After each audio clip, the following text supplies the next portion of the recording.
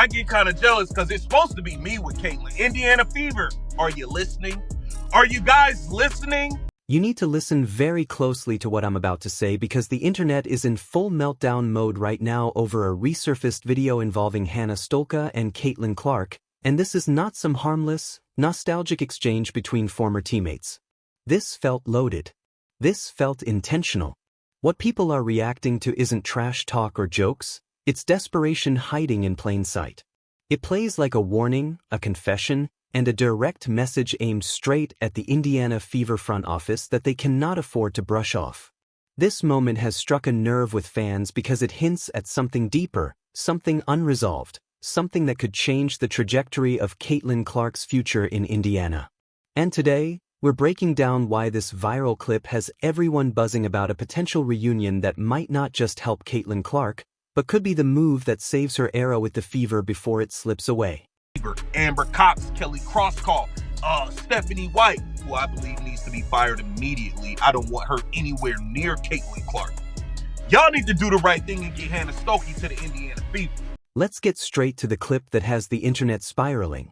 Hannah Stuelke, Caitlin Clark's former on-court partner at Iowa, was asked a simple question about watching Indiana Fever games, and what came out didn't sound casual at all. It sounded raw. She said, "I get kind of jealous when I watch because I miss Caitlin a lot and it's supposed to be me with Caitlin." Sit with that for a moment. She didn't say she wished. She didn't say maybe someday. She said it's supposed to be me, a line that feels less like nostalgia and more like destiny unfinished. That one sentence told fans everything about the chemistry they shared and how deeply she still feels that connection. And then she went a step further. Almost quietly but loud enough for everyone to hear, she added that now it's other girls catching Caitlin's passes. That's the moment the temperature changed. Because whether she meant to or not, that comment landed like a mirror held up to the Fever roster. It echoed what fans have been watching all season, that no one truly reads Caitlin Clark the way Hannah Stuelke does. At Iowa, it was automatic. The cuts were timed. The passes were anticipated before they were thrown. The finishes were clean and ruthless. And right now in Indiana, that rhythm feels missing. That's why this matters. That's why a 20-second clip turned into a viral firestorm. Because the Fever are standing at a crossroads with a once-in-a-generation superstar, and the margin for wasting time is gone. We've seen Caitlin's frustration, the forced turnovers, the missed layups that should have been points.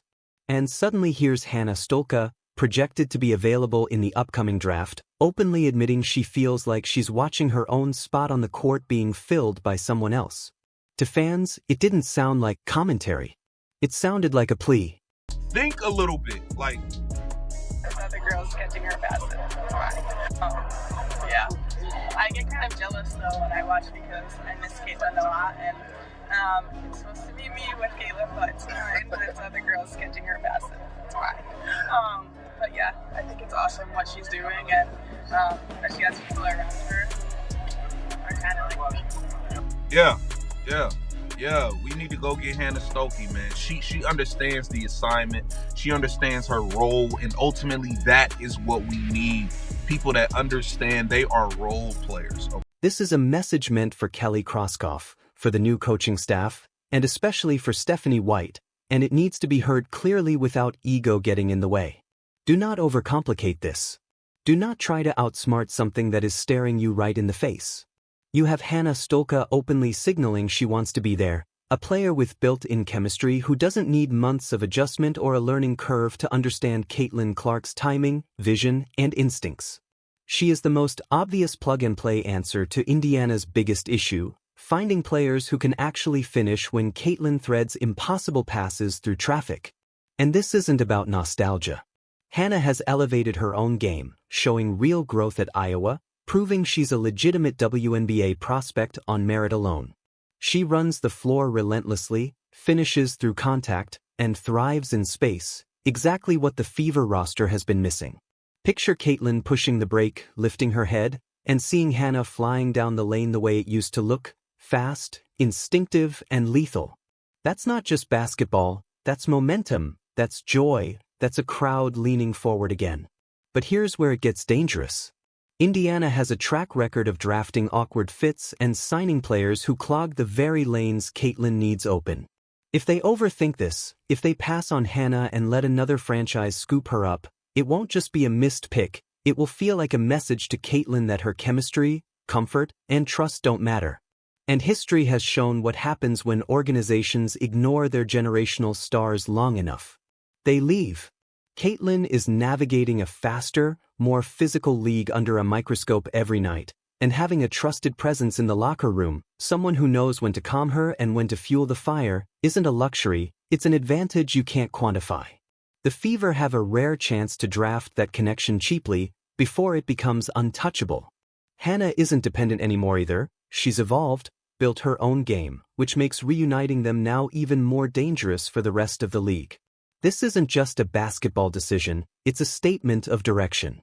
Fans are watching closely, patience is thin, and goodwill is fragile.